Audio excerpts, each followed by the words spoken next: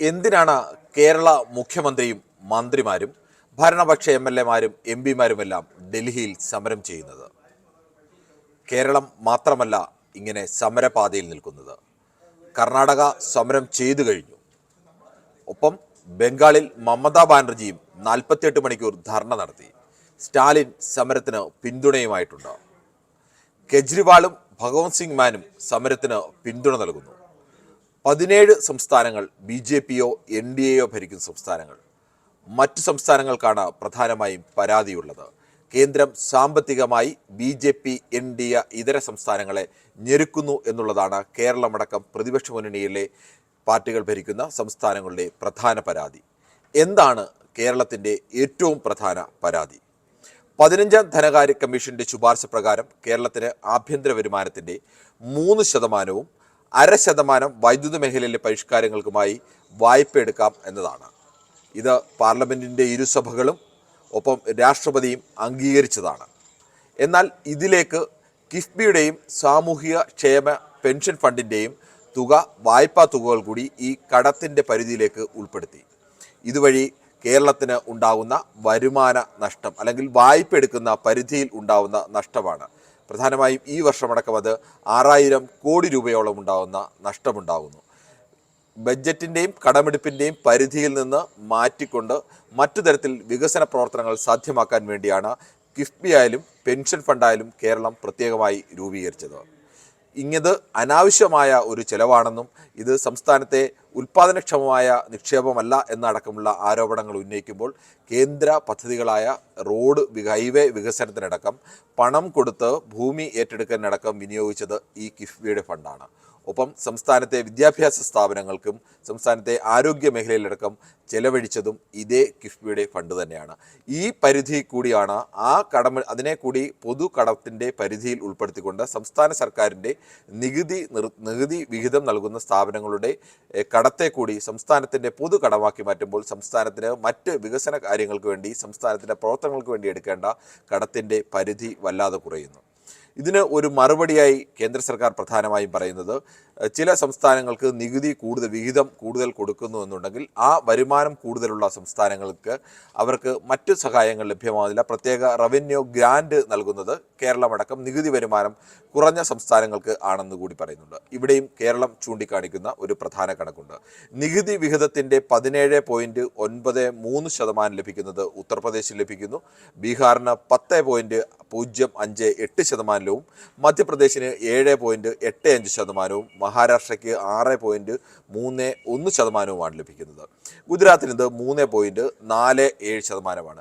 സ്വാഭാവികമായും കേരളത്തെക്കാൾ ജനസംഖ്യയിൽ ഉയർന്നു നിൽക്കുന്ന അല്ലെങ്കിൽ കൂടുതൽ ആളുകളുള്ള സംസ്ഥാനമാണ്. അവിടെ വിഹിതം വർധനവ് സ്വാഭാവികമാണ് താനും. എന്നാൽ ഇതിലെ ഒരു അന്തരമാണ് പ്രധാനമായും ചൂണ്ടിക്കാണിക്കുന്നത്. കേരളത്തിൻ്റെയും ഉത്തർപ്രദേശിൻ്റെയും ജനസംഖ്യ എടുത്താൽ കേരളത്തിൻ്റെ ജനസംഖ്യ 3.46 കോടിയെന്നും ഉത്തർപ്രദേശിൻ്റേത് 24.14 കോടിയെന്നും കണക്കാക്കാം. അങ്ങനെ ഈ രണ്ട് സംസ്ഥാനങ്ങളുടെ ജനസംഖ്യയിലെ ആനുപാതികമായിട്ടുള്ള വ്യത്യാസം എന്ന് പറയുന്നത് 7 ഇരട്ടിയാണ്. കേരളത്തിലെ ആകെ ജനസംഖ്യയുടെ 7 ഇരട്ടി ജനസംഖ്യയുള്ള സംസ്ഥാനമാണ് ഉത്തർപ്രദേശ്. ഉത്തർപ്രദേശിന് കേരളത്തിൻ്റെ 7 ഇരട്ടി നികുതി വിഹിതം ലഭിക്കാനുള്ള സ്വാഭാവികമായ അർഹതയുമുണ്ട്.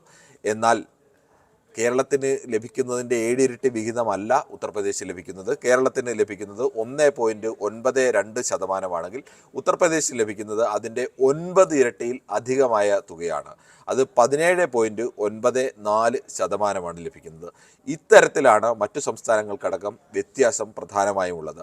അതോടൊപ്പം തന്നെ ഈ നികുതി വരുമാനം ഉയർന്ന സംസ്ഥാനങ്ങൾക്ക് പ്രത്യേക ഗ്രാൻഡ് ഇല്ല എന്നതുകൂടി പറയുന്നുണ്ട്. പക്ഷേ പ്രത്യേക ഗ്രാൻഡ് ഈ സംസ്ഥാനങ്ങൾക്കില്ല എങ്കിൽ പോലും പ്രത്യേക മേഖലാ ഫണ്ടായി ഉത്തർപ്രദേശിന് അനുവദിച്ചത് 83,995 കോടി രൂപയാണ്. മഹാരാഷ്ട്രയ്ക്ക് 61,904 കോടി രൂപയാണ്. വളരെ ഉയർന്ന വരുമാനം ഉള്ള ഗുജറാത്തിന് 3.5% നികുതി വിഹിതവും ഒപ്പം 30,549 കോടിയുമാണ് പ്രത്യേകമായി അനുവദിച്ചത്. അപ്പോൾ യഥാർത്ഥത്തിൽ ഇതിന് പ്രത്യേക ഗ്രാൻഡ് ഇല്ല എന്ന് പറയുമ്പോഴും അല്ലെങ്കിൽ പ്രത്യേക തുക അനുവദിക്കുന്നില്ല എന്ന് പറയുമ്പോഴും അതിനപ്പുറത്തേക്ക് മറ്റു പല മേഖലകളിലായി ഈ സംസ്ഥാനങ്ങൾക്കൊക്കെ തുക നൽകുന്നുണ്ട്. ഇന്ന് സംസ്ഥാന മുഖ്യമന്ത്രി പറഞ്ഞതുപോലെ ചില സംസ്ഥാനങ്ങൾക്ക് ലാളന, മറ്റു ചില സംസ്ഥാനങ്ങൾക്ക് പീഡനം എന്നുള്ള നിലവിലേക്ക് വരുന്നു. മുമ്പും സമാനമായ രീതിയിലേക്കുള്ള ഈ വിവേചനം ഉണ്ടായിരുന്നു. UPയുടെ കാലത്തുമൊക്കെ ഈ സമാനമായ വിവേചനം ഉണ്ടായിരുന്നു. അന്നും കേരള മുഖ്യമന്ത്രി VS അച്യുതാനന്ദൻ്റെ നേതൃത്വത്തിൽ സമാനമായ സമരം കേരളം നടത്തിയതാണ്.